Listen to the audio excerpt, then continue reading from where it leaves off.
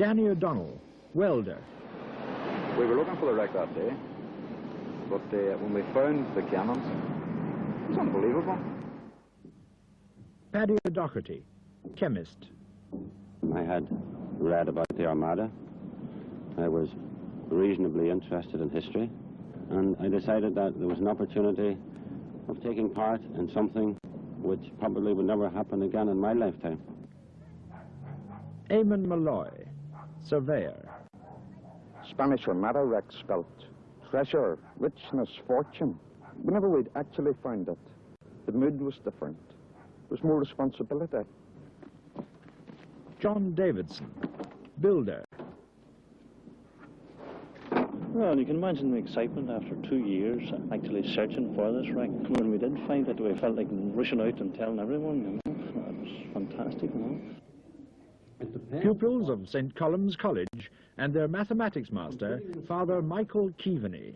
There's nothing that brings history alive so much as being able to take up something that was used 400 years ago and say, this was part of something they've been reading about, and then suddenly it becomes very much alive.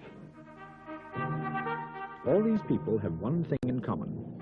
They are all members of the City of Derry Sub-Aqua Club. And they have one other common interest, a unique relationship with a vessel that set sail from Venice in the year 1587.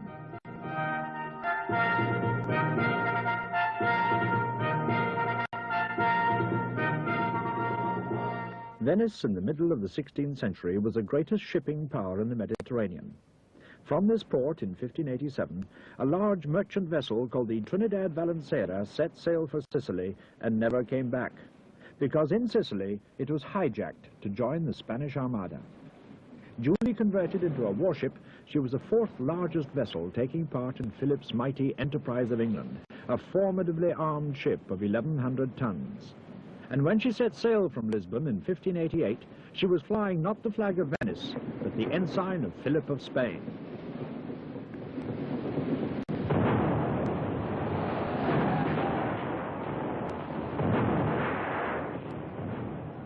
Everyone knows what happened to that invincible armada of 130 ships and 30,000 men.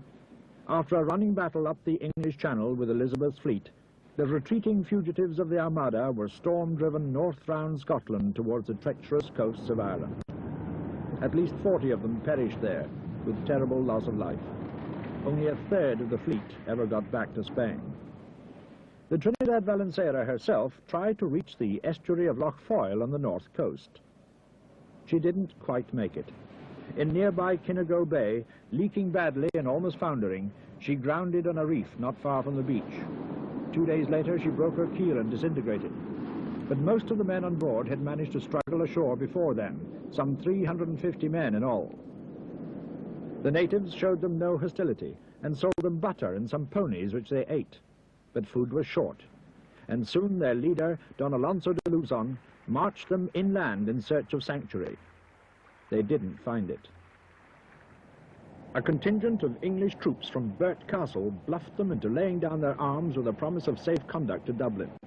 Instead, most of the prisoners, unarmed and stripped of their clothes, were herded into a field and butchered in cold blood.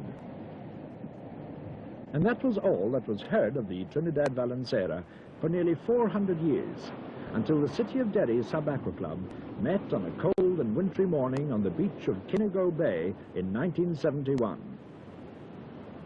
We came down here February the 20th, 1971. We had been looking here for a couple of years. The main focus of our searching was always on the far side of the glen, without any success, of course. And this particular day in February, it was a cold winter's day, pretty calm. And we came down here to the spot, and to a certain extent, laziness dominated us. We weren't going to start carrying all our equipment across the far end of the bay. We just thought, this is the car park here, there's the water, let's get in here and just try out in this area. And we went out more, not so very hopeful that we'd get anything, just usual sort of a dive. Looking around for shellfish and various weeds and one thing or another. And the man who was with me, we decided to come to the surface, and just as we surfaced, one of the other divers had surfaced a few yards away, and he shouted, "There's a gun down here." And a gun there certainly was. But not just one gun. One after another, the divers broke surface to announce that they too had found a gun. There was debris on all sides, a large iron anchor ring. Another smaller weapon with its muzzle sticking up out of the sand. It turned out to be a bronze swivel gun, heavily covered with concretion. And not just metal remains. There was a huge wooden spoked wheel. Or was it a capstan? Wreckage everywhere. They'd found something big, but what on earth were they to do with it? How were they to handle the discovery of this magnitude and importance? We decided that the site should be treated from a proper archaeological point of view, and that nothing on the site would be disturbed until it could be dealt with properly. This really is where our difficulty started. An amateur club who'd never been involved in it before, who didn't know where to turn. We took legal advice and were informed that we'd need to establish title, salvor and possession. And to do this, we'd actually have to salvage something substantial. We took it on ourselves to survey the cannon guns which were there and lift them. It was quite an undertaking for a weekend club of amateur divers. Salvage meant hiring a boat. It meant raising funds, getting organized, getting equipment. It meant improvising a winch to lift the first gun to the surface. It was huge, a 50-pounder full cannon, 3 tons of bronze superbly cast and beautifully decorated.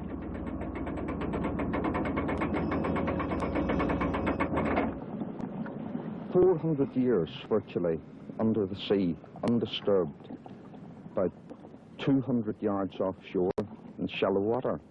Unbelievable that they were still there.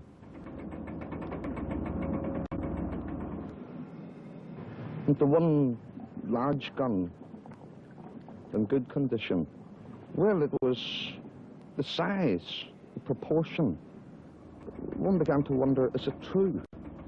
And yet this was the real evidence that the wreck was the Trinidad Valencera. A matched pair of whole cannon from the Trinidad Valencera, dated and marked. But finding the proof of the ship's identity only added to the problems. We were trying to find out what the legal situation was and who really would take charge or look after these guns. And we went to the government authorities in Dublin, and we had meetings with museum authorities, and we found there that they weren't all that enthusiastic. In fact, we found that the more expert the people involved, they were less enthusiastic about the amateurs. And I really have understood this more since, that our ignorance is blissful in this matter. But then when you get down to the details, you find it's a very, very big job dealing with these things. The first job was to get them somewhere safe. Strapped alongside, they were taken to the fishing village of Moville, 8 miles away, the club's working headquarters.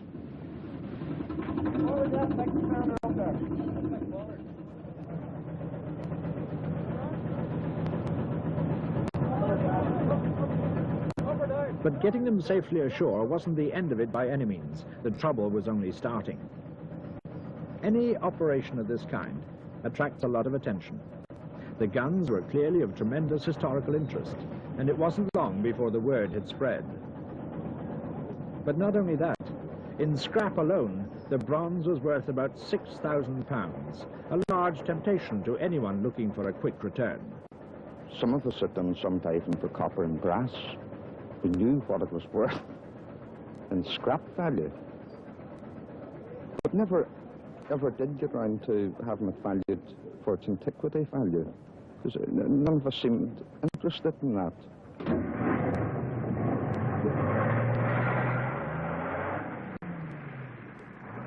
We felt we couldn't cash it in. It just wouldn't be right. But to keep it as part of what we would hope would be a collection. And to that end, we started to work on the site with the assistance of Colin Martin at the Institute of Maritime Archaeology. What was needed was a man who could do more than just appreciate their historical importance. They needed someone who could make accurate measurements and drawings. And Colin Martin, the founder of the Institute of Maritime Archaeology at St Andrews, was just the man for the job. This Venetian gun, a 6-pounder culverin, was identified by Colin Martin. It carried the initials of the gunmaker, Z.A., Zuan Alberghetti of Venice. The pair of big guns carried the inscription of the great Flemish gun founder, Remigi de Halut. To someone like Colin Martin, it's much more than simply a piece of ordnance. It's a work of art in its own right, and a historical document full of information. It can tell you when it was made, where it was made, by whom it was made, and for whom it was made. And if you know how to interpret all the detail, it can even tell you why it was made. These guns tell us more about the Spanish Armada and its purpose than any historical document is likely ever to do. In a sense, they are historical documents in themselves because they have on them the inscriptions and coats of arms which tell us really all we need to know about them. They were cast in the first year of Philip II's reign, 1556, and they were cast in his great gun foundry at Malines, near Antwerp, by his founder royal, Remigi de Halut, under the supervision of the Captain General of Artillery, Juan Manrique de Lara. We see the whole history of Spain in the escutcheon or coat of arms. It has not only the King of Spain's own arms, but also those of England, because in 1556, Philip was married to Mary Tudor, Queen of England, and so was, in name at least, king of that country. It also carries the Order of the Golden Fleece around the escutcheon, the knightly order of which Philip and his chief generals were members. The guns were part of a great siege train built during the 1550s for use in the war which was being waged by Spain with France. When in 1559 that war ended, the guns of this siege train, 50-pounders, mounted on enormous carriages with all the accoutrements and equipment necessary to work and transport them, they were dispersed throughout the Spanish Empire. And only in 1588, the Great Armada, were they brought together again. And it's very clear now that the purpose of these guns, the largest guns carried by either fleet, was not fundamentally for use at sea. They were no doubt used during the fighting to bolster up the otherwise very weak armament of the Spanish ships, but their main function was, when they got to England, to be offloaded to take part in the march on London with Palmer's army. They would have been used to beat down the gates of London itself. But of course they never got there. They ended up in Kinnigo Bay and would otherwise have been quite unrecorded, their purpose and function unknown, had they not been found in 1971 and subsequently raised and researched. And it wasn't just guns. There were olive jars, pewter pots, a pair of brass navigating dividers, a bronze steelyard weight, and even more remarkable, the vent cover for one of the great Remigi guns, fitting perfectly after 400 years on the seabed. Well, we began to see that there was an awful lot of stuff buried in this flat, sandy seabed, and the indications of the material already raised, the guns and the smaller objects, things like the dividers and so forth, suggested that there was a lot more stuff and that much of it was likely to be in extremely good condition. If we found something like this... It was also likely to be buried fairly deep below the sand of the sea bottom. And for that, a different kind of specialist was required to conduct an underwater magnetometer survey. Jeremy Green, now curator of marine archaeology at the Western Australian Museum. He provided another new experience for the amateur divers of the City of Derry Sub-Aqua Club. He involved us in what he was doing, and that in itself gave us a sense of responsibility. We began to understand what archaeology was. We understood how important the surveys were, and indeed it showed that there was metal under the sand. Making a metal detector survey is a long and laborious procedure. One diver goes ahead and when he gets a strong signal, he puts down a colored marker stone. A second diver following on records the position of the stone and picks it up before moving on. It's as tedious and necessary as shopping in a supermarket. After completing this square, the initial impression was the whole site was sort of appearing to move in this direction. But today, we found an enormous amount. So you're now dealing with over 200 feet in length. And what we're going to try and do tomorrow is to finish this square, and hopefully, if we've got time, to try and see how much it spreads in this direction. But it really is enormous. I've never seen anything quite like it. When I first seen the metal detector, you know, the map, I thought there'd be about a year's work on it. Now I hear about 3 years work on it. And it's a bit frightening, actually. Because, see, it's hard to know. It's just unbelievable. I don't know what they think of it. See, when I seen this wreck and see that survey, it's unbelievable. That place right there is just a mass of wreck. There was one choice find left to raise. Compared with the great cannons, it was relatively easy. It was a bronze swivel gun that had been spotted on that first day's diving in February. This was an operation with which the club divers were already familiar, using lifting bags filled with air.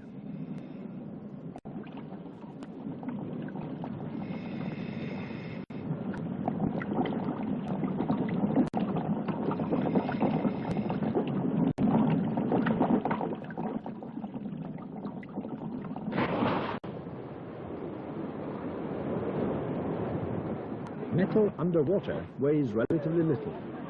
It's only when it reaches the surface that real manpower is required.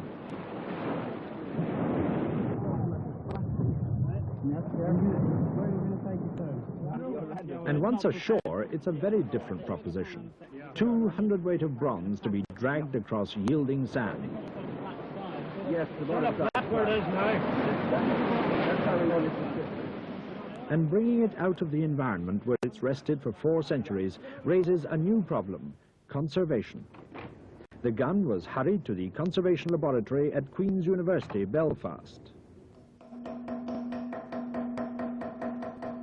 Here, the director, Stephen Rhys-Jones, had to remove from the gun the concretion that had formed round it on the seabed, a rock-like substance made by the mixture of minerals and sand, natural concrete in effect. The gun turned out to be an unusual composite of bronze and iron, creating new problems for the conservator, for the iron was deceptively weak, fibrous and flaky.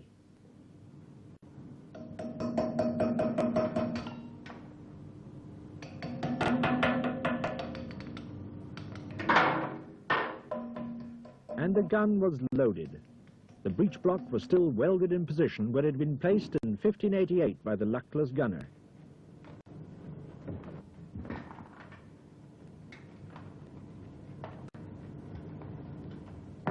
With proper care and skill, even the flaky handles of the breech block could be saved and freed from the concretion.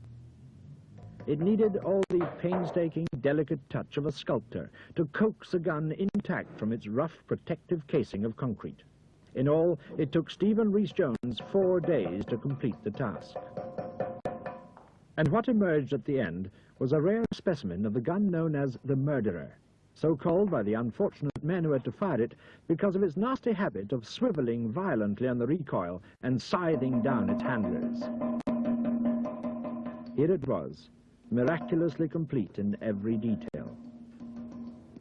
The swivel itself, the breech block, and even the leather pad stood in position behind the sighting piece. The gun's weight, carefully marked. 1 Venetian Murderer, complete. But what of the other guns? They couldn't simply be left lying on the pierhead. They posed another problem of conservation, but on a much larger scale. This was practical, do-it-yourself conservation for very heavy artifacts. And the simple answer was a do-it-yourself swimming pool. Just a hole in the ground, properly lined and waterproofed. And this was why. This bluish scale on the cannon's dolphin handles is bronze disease, a disease like a disease of the skin which attacks the pores and can appear anywhere. Any prolonged exposure to the air would reduce this cannon to a heap of bluish-grey powder. It had to go back into water at once.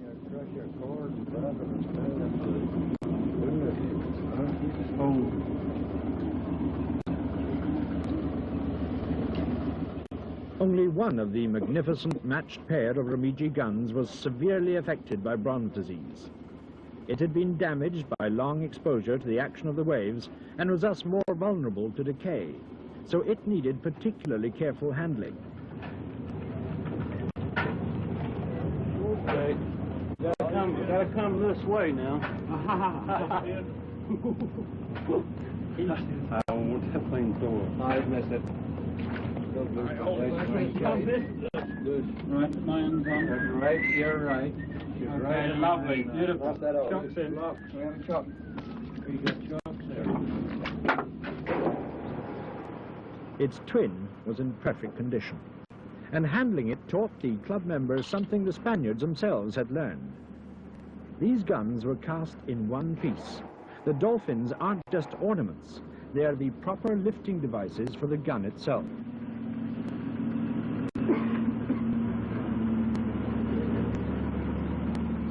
On these 3 points alone, the great 3-ton cannon balanced perfectly, which also showed that this gun had lost hardly any of its substance in the sea. Its weight was still correct. It made it doubly precious and more than ever worth the effort of conservation. I did realize that it would probably be the biggest worry of all. These things had lain for hundreds of years and quite happy where they were, and we were going to disturb them. It was then the responsibility for us to look after it, having raised it from the seabed. And of course, the whole idea in raising it was to let people see what things were like in those days. And we are in the process of doing the conservation work, but we will obviously require an awful lot of assistance. That assistance was forthcoming. Stephen Rhys-Jones from Belfast was there to ensure that the job was done properly. It was not just a question of swabbing it down. It was a matter of knowing what to remove and how to remove it. Otherwise, this splendid escutcheon of Philip II of Spain would no longer be there. The great cannons had to lie immersed in their bath for 2 years. But meanwhile, what was to be done with the rest of the wreck site of the Trinidad Valencera? We knew from the metal detector survey that it was certainly a job worth doing and worth doing well. And to that end, we decided to close up the site temporarily until we could negotiate for the equipment and the supervision that was necessary. And thank goodness we were successful in doing that. They managed to get Colin Martin back again, but it was going to be something new for him too. Well, to be quite honest, none of us really knew exactly how to deal with a site of this kind. It was much bigger than anything in this line which had ever been tackled in these waters. And we didn't really know exactly where to start. It was 2 years before the start could be made again. It was 1973 before all the necessary equipment had been collected. Not just a boat, but also a compressor to provide a constant supply of air for the divers. Right, turn it clockwise. To keep a team of 8 divers going all season, you have to have a compressor on the spot. But you can save a lot in other ways if you have a mind for it. You can do your own running repairs on the rafts with some Bakshi oil drums.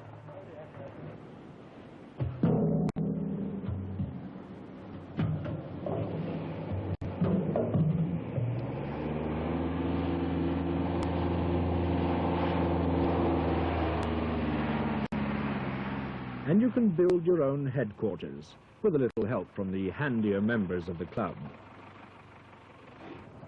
There's no substitute for enthusiasm. These club members had to travel many miles on spare evenings and weekends and get down to the graft of practical operations. They were learning the hard way that there's a lot more to proper underwater archaeology than a leisurely dive on sunken treasure.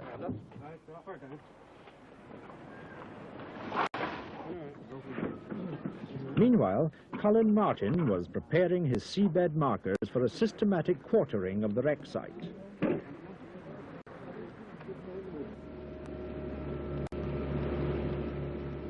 "80 clubmen, and everyone had to mark in, bringing to the work their own special skills or just their manual labor. Welders, builders, factory workers, school teachers, chemical engineers, surveyors, policemen, pathologists, garage mechanics, fishermen, people from all walks of life, brought together originally by a common interest in diving, and now bound together by the daunting responsibility of a controlled, full-scale excavation underwater. Not that they saw much water to start with. For the time being, they had to transform themselves from a diving club into a construction industry. Right.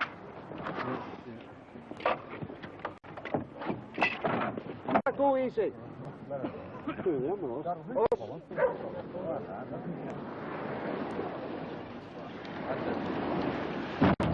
off it, we'll walk it down to the water side.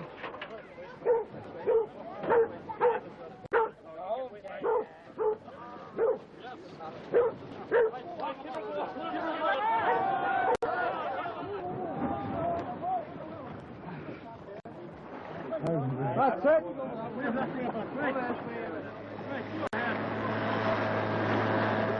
And so, after 2 years ashore, the raft went back into the sea for another summer of underwater operations.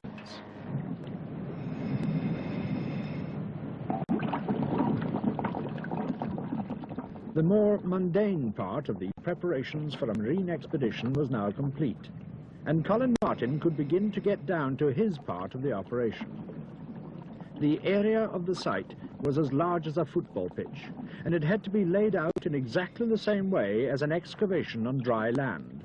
But we did feel that an excavation of this kind should be conducted to exactly the same standards and using the same principles as a land excavation. And it was up to us to, first of all, evolve the techniques and methods that were best suited to achieving this aim, and then to pass on these methods to the people who are actually going to go into the water and use them.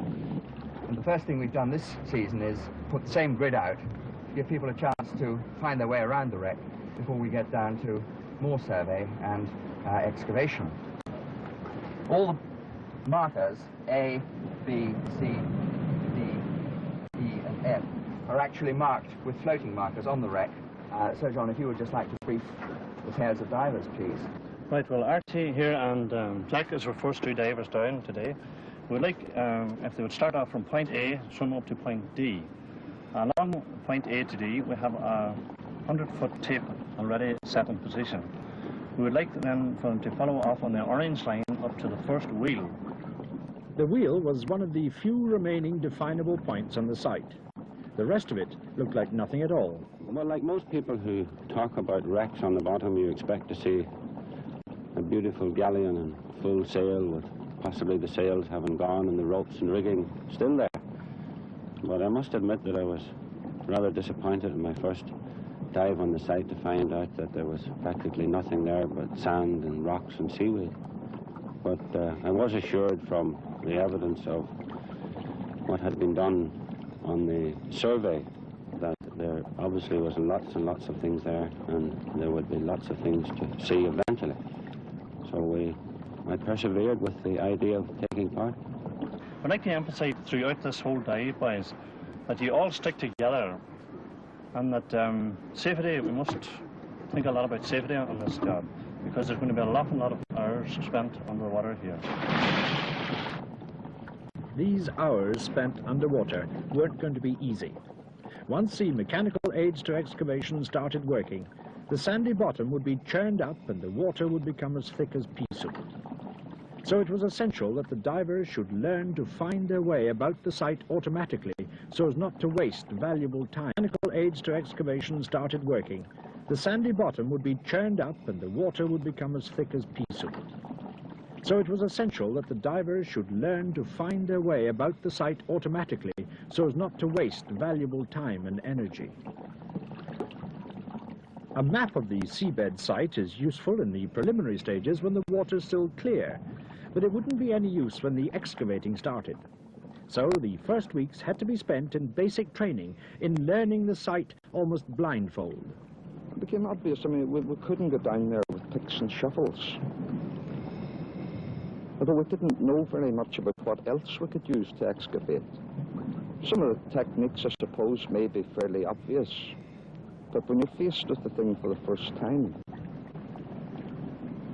it can be disturbing to think, now, how do you move cubic yards upon cubic yards of sand and rock and gravel? And obviously, we're a small club with a very low subscription. We couldn't think of undertaking an excavation on our own. First of all, because we wouldn't have proper archaeological supervision. And secondly, because we wouldn't have the finance. Finance was needed to buy the sort of specialized equipment that couldn't be bought off the peg.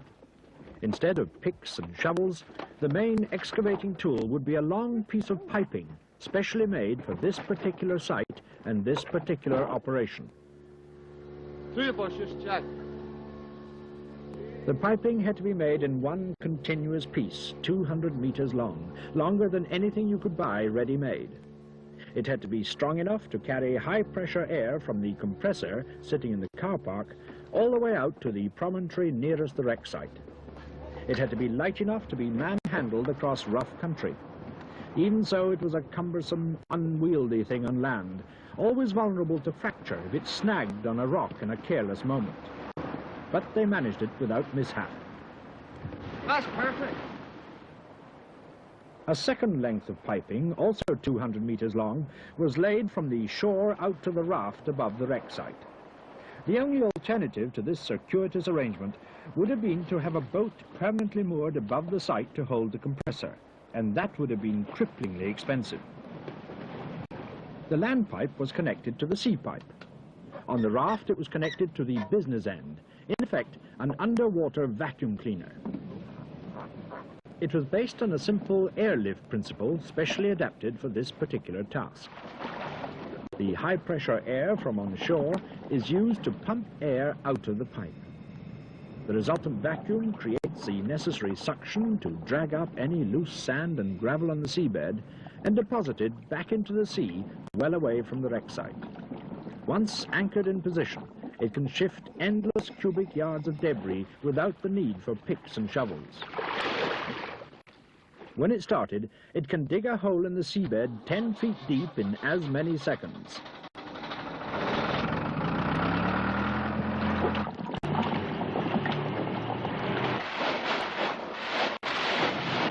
Well, none of the things that we've been trying are new. We haven't invented any techniques.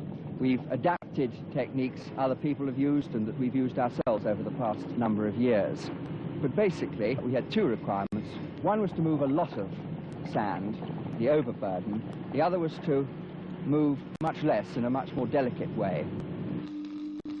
The machine for the more delicate work was the water dredge, specially adapted from a machine the Americans used for panning gold in rivers.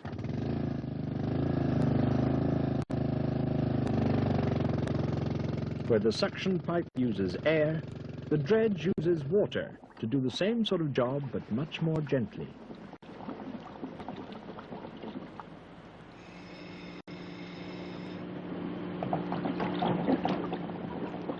Water is pumped down the pipe to emerge from the nozzle with controlled force. The jet is strong enough to dig a hole in the seabed, but its principal use is to supplement the use of the hands to fan away the loose sand without disturbing the object underneath. It helps to clear the area, but it also makes it much cloudier at the same time. After all these lengthy preparations, the team was ready at last to start on the archaeological work proper, with something that looked uncommonly like a bedstead.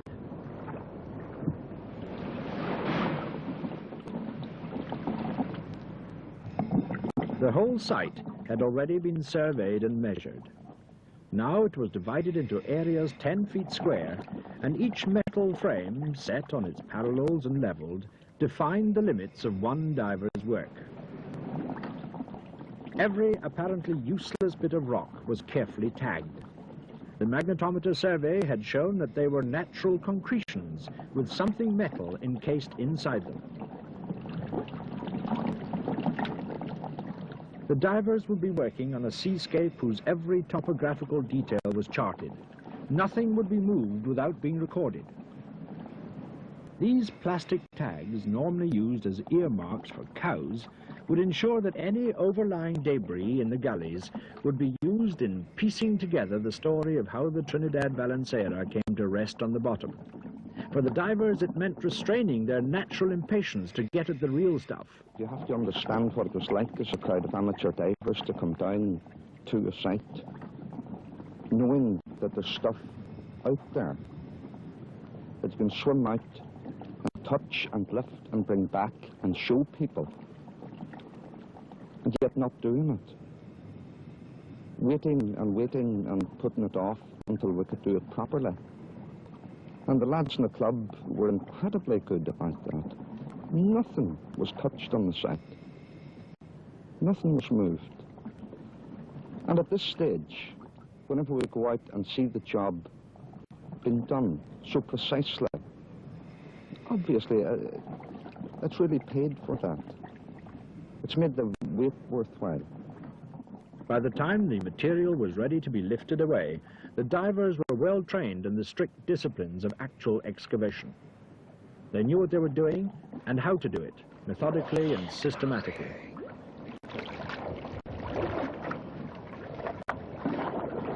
They knew what each lump was, they knew where it was going, and they knew what to do with it. It might have seemed frustrating at first, having to expend so much labor on these unlikely-looking blocks of concrete. But gradually, the whole carefully worked-out system fell into place.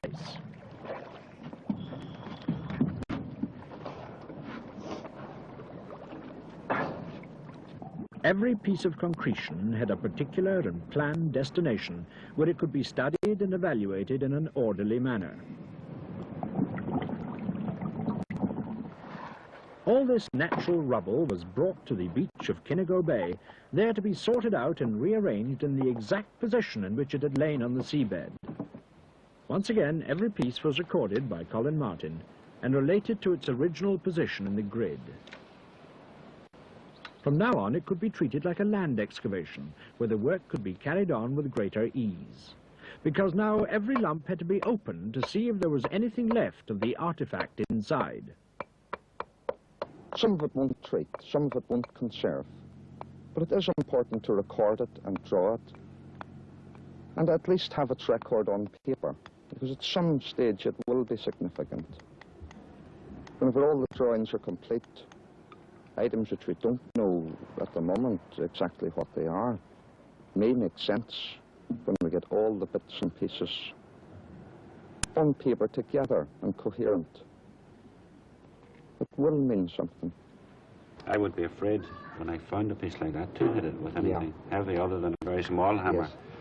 We get the stones off it first. You can hit the stone. You can guarantee the stone is not going to be a part of the object. Yeah. And with any luck, it'll take away part of the concretion. Yeah, with just a glancing blow. Yeah. Yeah, we'll let us see what's in it. Yes. But if you want to take the concretion off, it's safer to hit it sort of directly on. Yes, yes. As a sort of percussion blow.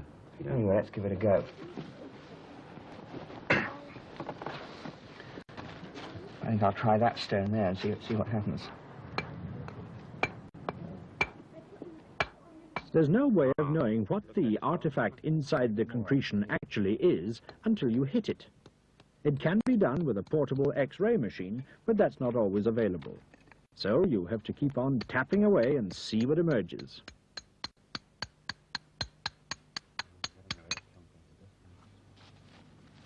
Ah, the wooden shaft. It's either wood or metal, I'm not sure. Oh, it's wood. It is wood. That's interesting. Got to be careful here and see where we go next. In fact, what emerged in this case was a hammer, a 16th century claw hammer not significantly different from the hammer that was being used to free it. It was in remarkably good condition, complete with its wooden haft and the metal pin that secured it. And what's more, it had obviously never been used. It was brand new, straight from the ship stores of the Trinidad Valencera.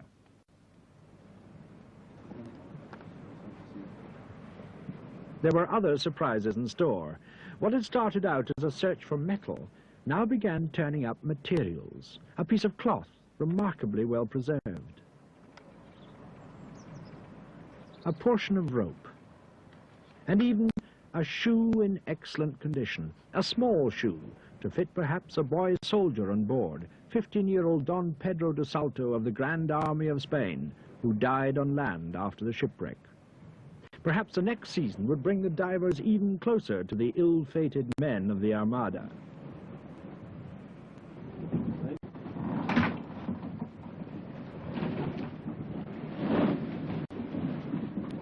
The City of Derry Sub-Aqua Club now had a full season of preparation and arduous training behind them.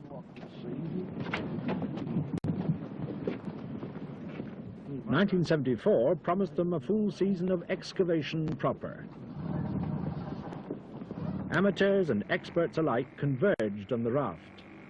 Among them, 4 members of the St. Andrews Institute of Maritime Archaeology. But the surprising finds of organic materials at the end of 1973 meant that yet another preliminary had to be undertaken before it was safe to start excavating. It meant using the oldest technique for locating objects buried under the seabed, probing.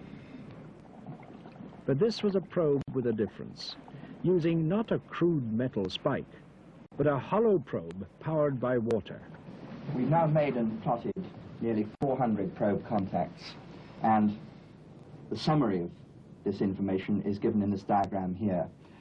The black dots, particularly in this area here and this area down here, represent concentrations of organic material, and this ties in very well with the information given us by the metal detector, indicating here and over here concentrations of wreckage.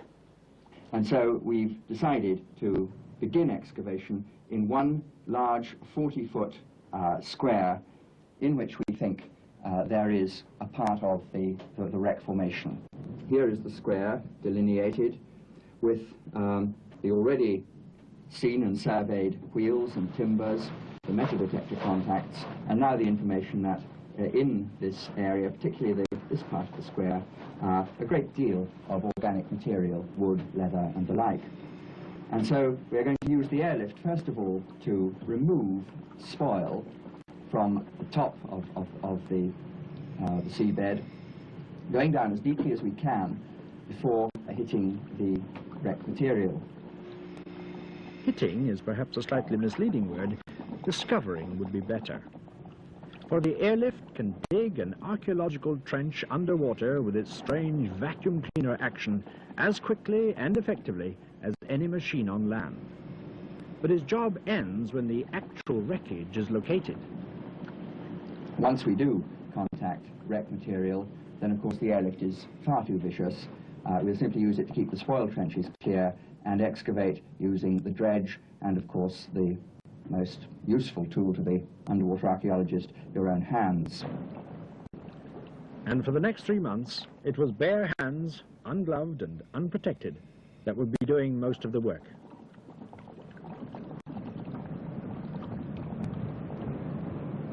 The focus of the season's excavation was the area where the great wooden wheel had been seen.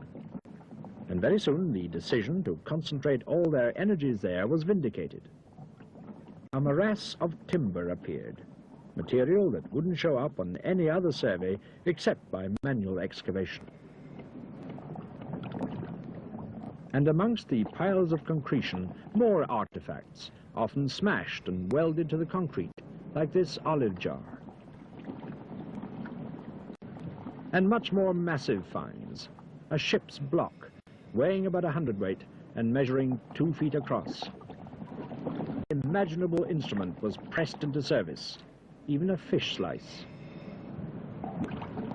Some organic material, This remnant of a shoe, for instance, was too fragile even for the touch of human fingers.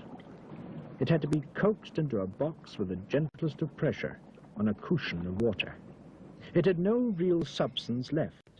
At any moment it could disintegrate and simply float away. And even the fish slice itself couldn't be left on the bottom. In no time at all it would have disappeared beneath the shifting sand. Keep it level, Dave, it's pretty delicate. Okay. I've got it. Right.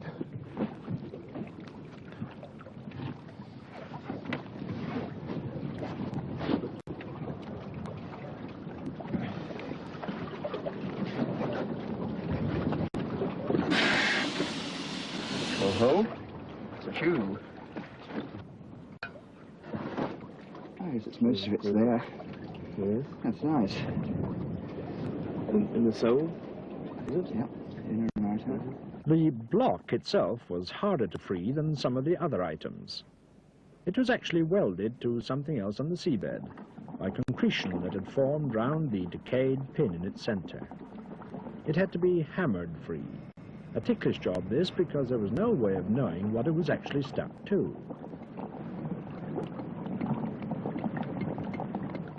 But underwater, this 100 weight of completely sodden wood was relatively mobile once it had been freed.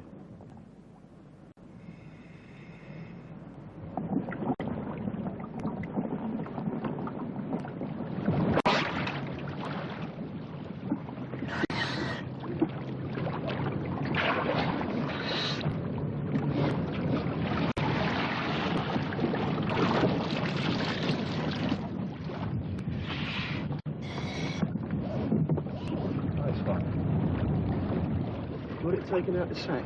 Yeah.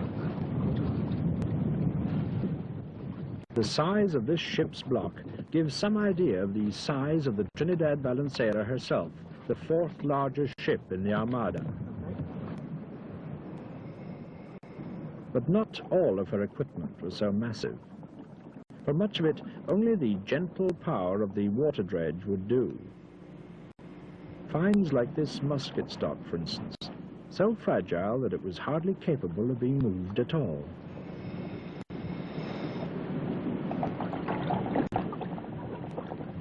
Everywhere a tangle of light wooden debris, to be nuzzled and sifted until something rare and recognizable came to light, like this mallet stock. The wood was hardly wood at all any longer. It still looked like wood, but after its long immersion, it was now 90% water. There was hardly any fabric left to hold it together.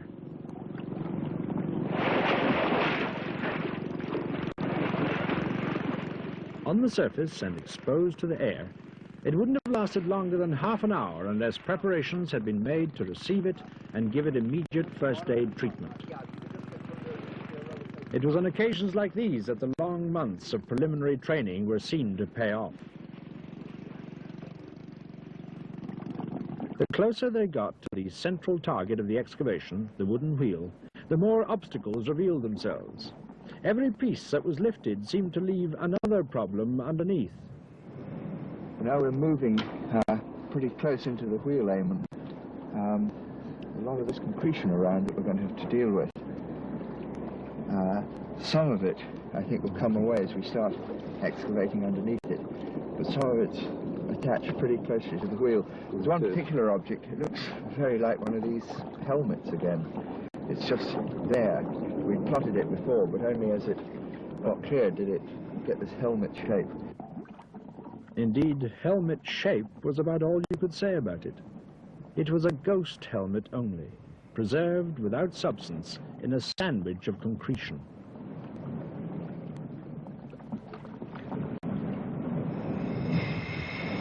It's pretty fragile, but it's all there. Got the complete sort of double concretion showing the inside. And there's one of the brass studs. Obviously a band of some sort. Lift out the inner shell. Yeah, yeah. It was another contact with the flesh and blood soldiers of the Spanish Armada, perhaps one of the 40 who drowned with the ship when she sank. But it's always that much more satisfying to find an object that is whole and real, to overcome the problem of freeing it without damage. To tackle such a fragile object as an olive jar, however insignificant, is a challenge. One slip and it would be gone.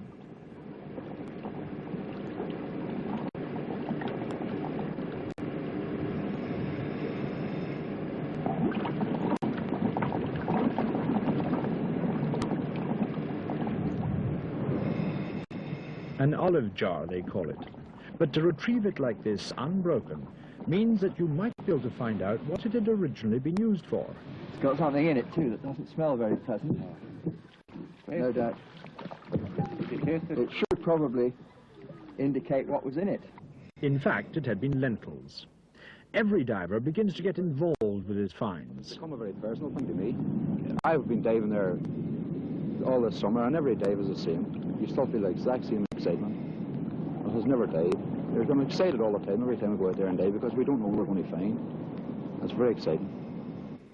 In this case, it was a pewter jar, less fragile, more durable, more personal.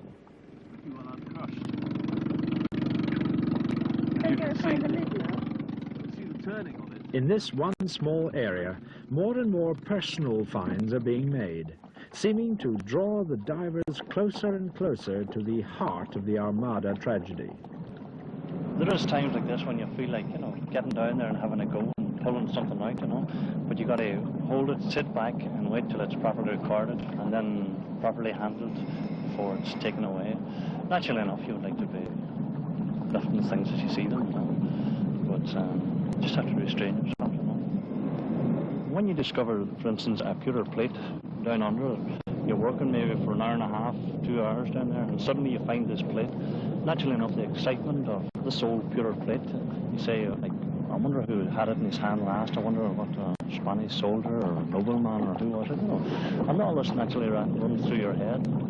Oh, the mind's turning over all the time, you know.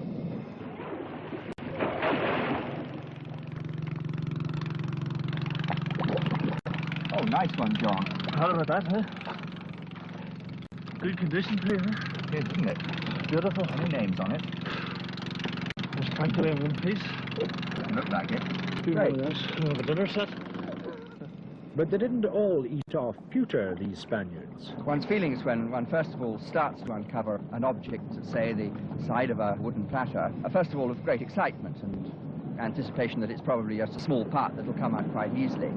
But this business of finding delicate material was something which we hadn't really anticipated, certainly not the organic delicate material that we did in fact encounter. And we certainly had no experience of this before, and underwater I think very few people have. And so when we were confronted with this problem, simply when we exposed this material, we were committed to doing something about it.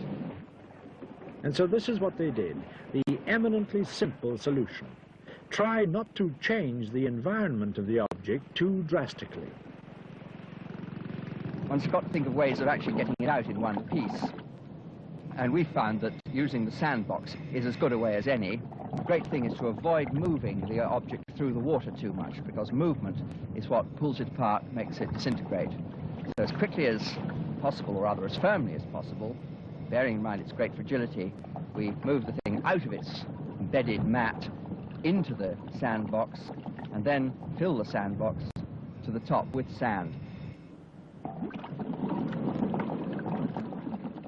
It was an ingenious answer, a technique worked out pragmatically to suit conditions as they arose. The selfsame sand that had preserved the objects from complete destruction would give them that little extra lease of life before they began to disintegrate. It's then in a state to be lifted to the surface, transported to the laboratory, and subsequently re-excavated under controlled conditions.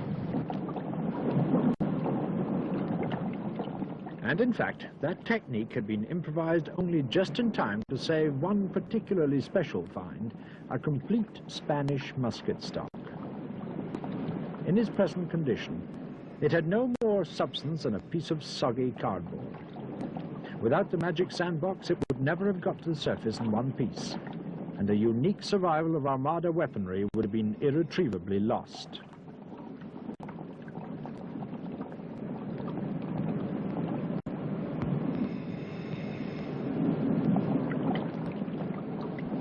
It was the variety of the finds that made the excavation such a challenging one. Here was a tremendous storehouse of Spanish domestic life lying jumbled on the seabed at their feet, with each object setting new problems that needed new solutions. When an object begins to appear, at first there's a feeling of great excitement because here's something new looking and new to one's experience. And one feels that it's going to be a small object, it's going to come out fairly easily.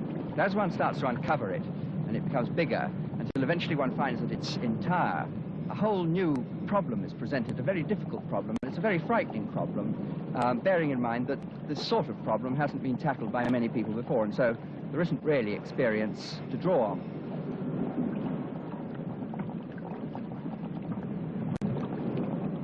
Who would expect, for instance, to find an ordinary pair of domestic fire bellows sitting in the middle of a shipwreck?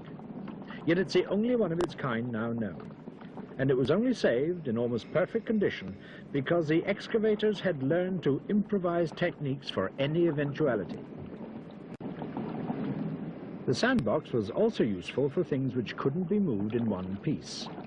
A provisions barrel might look fairly solid on the seabed, but as the material round about it was cleared, it began to disintegrate.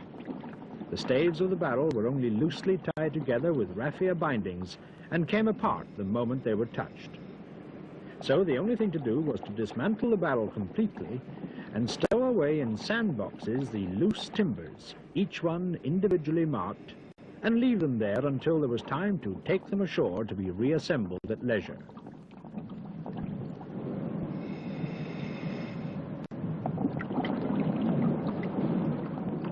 Meanwhile, the excavation was moving steadily towards its main objective, the larger timbers in the center of the dame. This enormous balk turned out to be the yoke that had belonged to one of the huge wagons of a Spanish siege train, previously known only from a contemporary painting of a Spanish artillery regiment on the move. The massive timbers lying flat on the seabed turned out to be not part of the ship's timbers, as might have been supposed, but in fact portable and collapsible units from the same unexpected source, a Spanish siege train. All the apparatus of mobile land artillery. Seeking an Armada fighting ship, they had found an Armada invasion transport.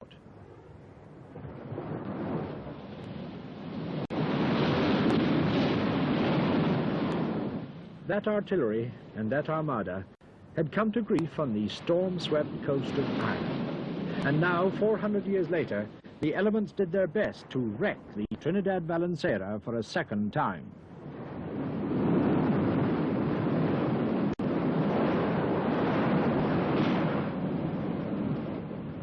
Just as the best-laid schemes of Philip of Spain were blown away in a gale, so too a carefully controlled underwater excavation can be mauled by a storm at sea.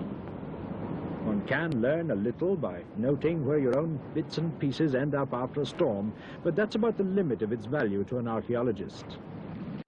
It meant that even the largest timbers now had to be got out in a hurry, and it showed the devastating effect that an Atlantic gale can have on a ship long after she's foundered. But the storm also helped to uncover new evidence of the Armada army, sharpened palisades ready to be thrown up as emergency barricades on land. The storm had hastened the clearance of the site, and that left the way open to tackle one of the massive wooden wheels. This had always been the major objective of the 1974 season, but it was not something to be rushed. It had to be worked out and planned beforehand. They wanted to find out whether the timber of the wheel was still strong enough to support its own weight, or whether it would fall apart when it was lifted. One of the preliminaries was to do a test lift on a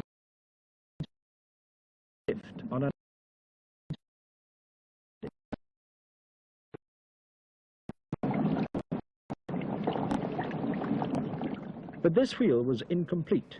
It didn't have iron bindings round the rim. It no longer had its massive hub. It didn't have an enormous extra weight of concretion on it.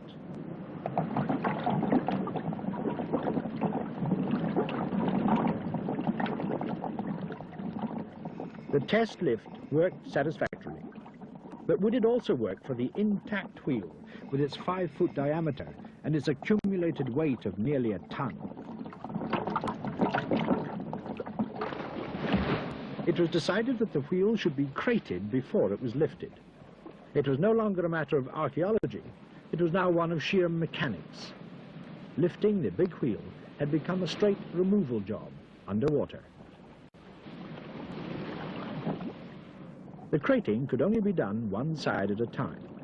The frame, prefabricated on shore, had been tailored to fit the wheel exactly and was lowered into position on top of it.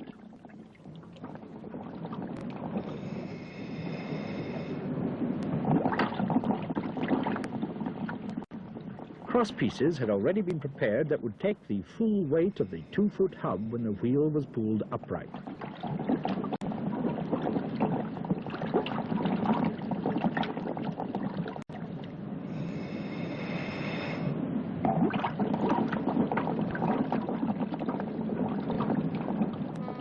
Organization and timing were critical now. The trawler that had been hired to lift the wheel on board wouldn't hang about once it arrived. And so the big lift began. An airbag swung it upright, showing the heavy iron cladding on the rim. Some of the worst of the concretion was chipped away to lighten the overall load. Underwater, the wheel was relatively weightless. It was when it broke surface that the real problems would start. In its natural state, the wheel weighed over half a ton. Waterlogged, it would weigh half as much again.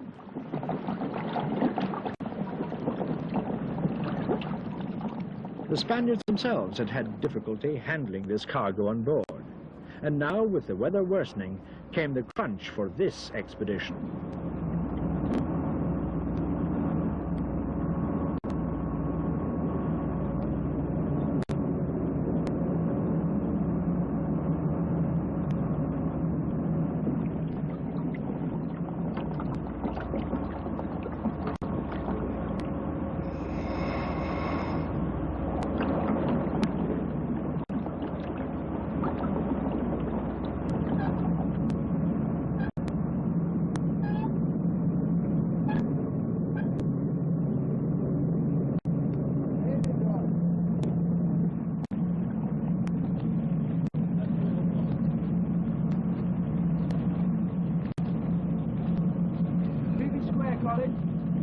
Square it up.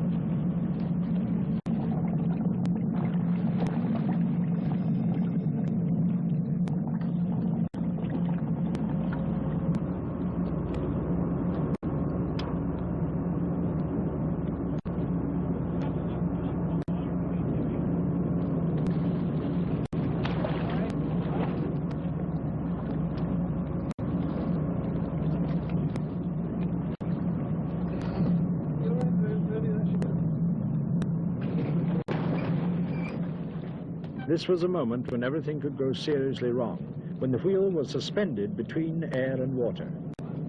But nothing went amiss. Slowly and surely, the wheel was swung inboard.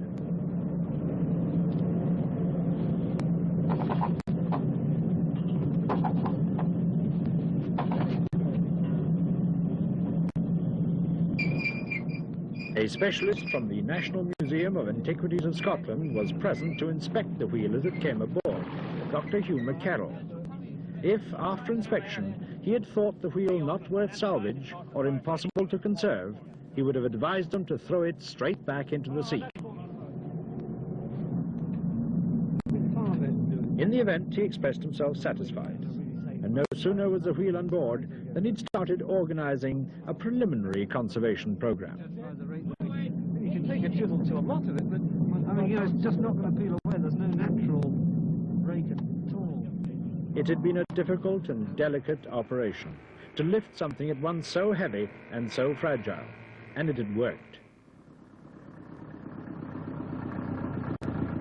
The wheel was taken to Magee University College in Londonderry, where the club itself had set up a conservation laboratory jointly with the college to treat the finds. It would be the task of this specially founded laboratory to preserve them in the superb condition in which they'd been recovered from the wreck. It's quite remarkable, it really is. I've never seen material of this kind from these circumstances preserved quite so incredibly. It really is a remarkable collection of material in a very good state of condition. By all normal standards, the wooden artifacts shouldn't have survived at all. But now the water, which had kept them from decaying, had itself become a problem.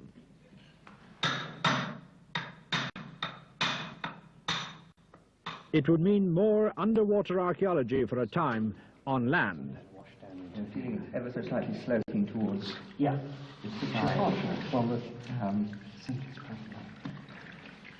It's a little complicated because it is it's coming very quickly here. So let's just take it gradually. You don't usually get material like this off the seabed in this condition. The only reason I can think of is that it has not been exposed to the rather violent wave action over the centuries that material from a normal wreck would have been exposed to. Probably it's been deposited over with organic debris, this kind of thing, and this has aided and preserved it. Really quite remarkable. The wooden mess platter that Colin Martin had found buckled at the slightest movement, like a piece of wet plastic. It was half an inch thick. How it survived at all seemed a miracle. How Colin Martin recovered it at all seemed only slightly less so. That's nice. Just fine, that's perfect. Good.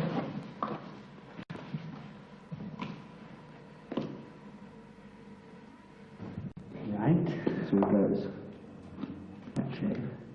The Derry Club have shown very much from the beginning the concern for the objects as antiquities that is almost totally lacking in this sort of amateur interest. And the interest that they have had in the conservation side, again from the word go, restricting their interests and preservation being pretty well uppermost in their minds, is quite unique. I don't know of any other instance of this degree of concern from the word go. Yeah, very striking.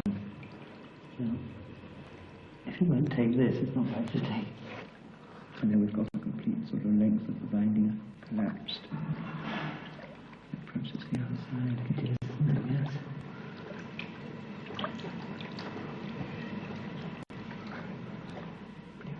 The bellows, too, had survived the sea change from the shipwreck safely. They looked in absolutely immaculate condition, on the face of it at least. Gosh, it's fragile. No wonder that the appearance of the bellows belied their fragility. For like the claw hammer, the bellows had never been used. There were no telltale scorch marks at the tip of the nozzle. They had been brought on board the Trinidad Valencera brand new. The real work is now just starting. Getting it into dry land has been a pretty severe effort so far, but the preservation, the conservation, this is now a major objective. It really is a lot of work over many years, and indeed the future prospects of the excavation pretty well go hand in glove with the conservation side. Unless you can get your backlog down to manageable proportions, there's just no way that you really are justified in bringing more material out of the sea. And in fact, no more material has been brought out of the sea. The job now is to conserve and to record finds like this musket stock, and to try to understand from it a little of what being a Spanish soldier may have been like with a 5-foot wooden musket to hump. No drawings, however pleasing, can ever yield as much intrinsic historical information as the real thing. Real, hard facts. That's what the Trinidad Valencera has yielded with her guns. Just take that figure of 5316 inscribed on one of the Ramigi cannons. It was her weight in pounds, but how heavy was a pound? There were different measures used throughout Europe. Here at last was a chance to establish once and for all in which type of pound weight the Spaniards assessed their Armada guns.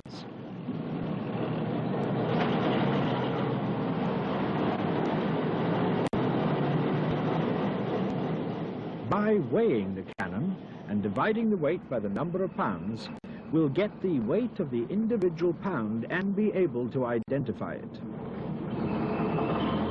That might seem to some a rather trifling achievement compared with the large pleasure of having salvaged for posterity such a magnificent example of 16th century Flemish gun foundry work. But every fact retrieved, no matter how large or small, all helps to add to our growing knowledge and understanding of that extraordinary European venture, the enterprise of England. Thanks very much. Thank you.